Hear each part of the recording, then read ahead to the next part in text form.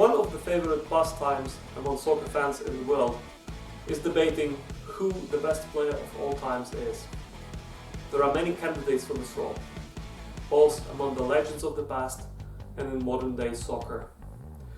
No matter who your personal pick is, that player certainly exhibits natural talents and uniqueness in the way they play. Such players with original flavor and style are the ones that rise to greatness.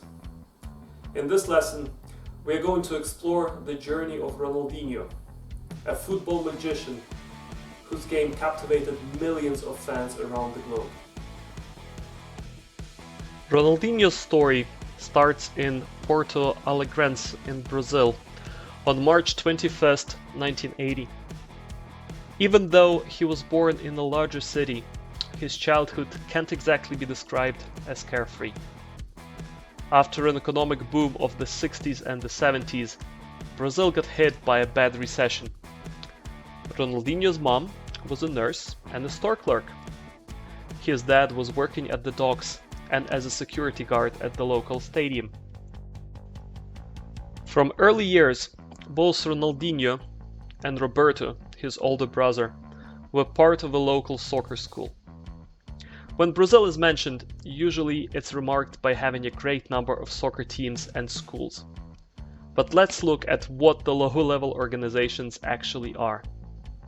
One entry-level licensed coach, a few cones and balls, well, that's it. Usually there is not even a proper field. Brazilian kids practice on sand and pebbles.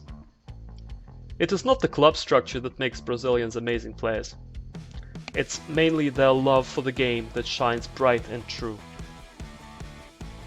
At the age of 8, Ronaldinho's family is hit with the death of his father from a heart attack. Roberto takes over as head of the family. They had no money, food was hard to come by, and who knows how the life of our hero today would have panned out.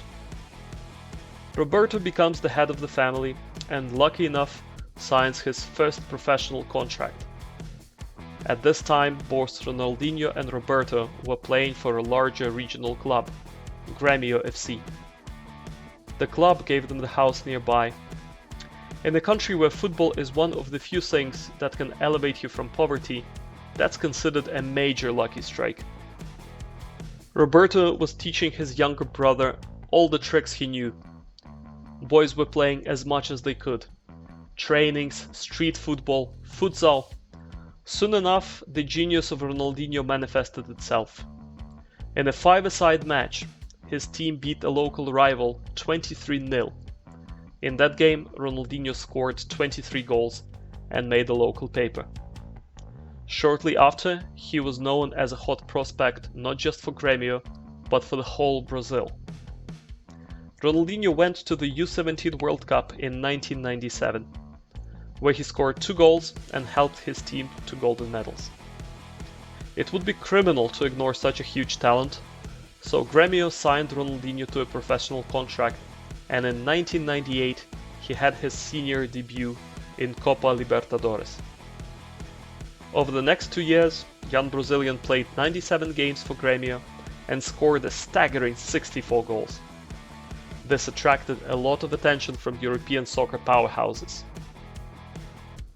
Roberto was teaching his younger brother all the tricks he knew. Boys were playing as much as they could. Trainings, street football, futsal. Soon enough, the genius of Ronaldinho manifested itself. In a five-a-side match, his team beat a local rival 23-0. In that game, Ronaldinho scored 23 goals and made the local paper. Shortly after, he was known as a hot prospect not just for Grêmio, but for the whole Brazil. Ronaldinho went to the U17 World Cup in 1997, where he scored 2 goals and helped his team to golden medals. It would be criminal to ignore such a huge talent, so Grêmio signed Ronaldinho to a professional contract, and in 1998 he had his senior debut in Copa Libertadores. Over the next 2 years, young Brazilian played 97 games for Grêmio and scored a staggering 64 goals. This attracted a lot of attention from European soccer powerhouses. Extraordinary Brazilian was a prime transfer target for Arsenal and Manchester United. However, on advice from his brother, who at this time became more of an agent to him, Ronaldinho signs with PSG. Roberto thought that it will be easier to adapt in France than a more physical English Premier League. In Paris, Ronaldinho's teammates were Nicolas Anelka, Mikel Arteta, JJ Okocha, and Mauricio Pochettino. PSG became a fantastic platform for Ronaldinho to establish himself as an integral part of European football and rise to world fame. World Cup 2002. Brazil brought a whole plethora of talent. Among them was a young PSG midfielder, whose goal against England in the quarterfinals decided his move to Barcelona the very next summer.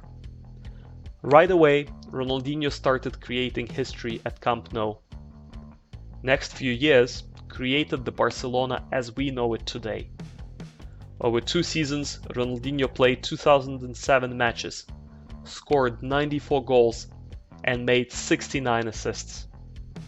With him, Barca won the second Champions Cup in the history and got back-to-back La Liga championships. Titles and victories are all good, but none of them can be compared to the raw emotion that Ronaldinho's play gave to the fans. He was not just a player on the pitch, but a true magician creating masterpieces. At the highest level in the world, he was playing just like when he was little on the streets of Brazil, moving through defensive lines with ease and scoring with a smile on his face. No matter which team you were supporting, you could not help yourself but stay in awe watching Ronaldinho. When you watch Leo Messi or Cristiano Ronaldo these days, you see how skilled and incredible they are. Complex foot skills and amazing athletics beyond those of other mortals. It was different with Ronaldinho. Growing up, watching him play, you would come out to a local soccer field, maybe even wear a Barca number 10 jersey. Anytime you nutmeg someone or do a move, no matter how basic, you couldn't help yourself feel like you are Ronaldinho. And then you would show his famous sign. Rising to fame so quickly and to such a high level, you can only imagine what the fall would be like. They say that impact players shine in important games. Ronaldinho surely had his share. His legendary goal against Chelsea at Stamford Bridge, fantastic bicycle kick goal over Villarreal, his game on Santiago Bernabeu when he was cheered by both Barca and Real supporters. Over his play in Barca, Ronaldinho made history. Twice named FIFA's Player of the Year and a Golden Ball winner, Ronaldinho loved playing the game. Trophies, titles and victories were all secondary to him. Playing with ease is amazing if your team is winning. But when things don't go as planned, it can be seen as a sign of sloppiness. In 2008, Pep Guardiola took charge of Barca and deemed Ronaldinho a surplus. Even though it was a very strange decision at the time, later years show that the coach was right. Ronaldinho continued to awe and amaze the spectators, but started paying more attention to parties and social life. He moved to AC Milan and became the top scorer in 2009-2010 season, but a sequence of injuries and strained relations with the new head coach, Massimo Allegri, spelled an end to European career of the great Brazilian.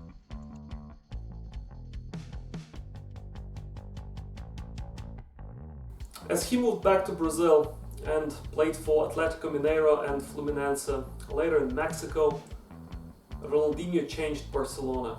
Trophies, titles made everybody happy. But as Leo Messi once said, the true impact of Ronaldinho was changing the way soccer is played, making fans fall in love with him and his game. This was a rather difficult lesson to prepare, not because Ronaldinho had a complicated life or difficult childhood or anything like this. When I was growing up, I saw Ronaldinho play, and no matter the opponent, no matter the stakes the Champions League final or just the match against the last team in Spain, he always played with that smile. Hopefully you like this lesson, and hopefully you like this format. It's a little different than usual. I think we'll do this going forward about different players that really changed the game. If you have the suggestion of a story of a player that you would like to learn, drop a comment below or let me know and I'll try to prepare it for you. As for today, that's it.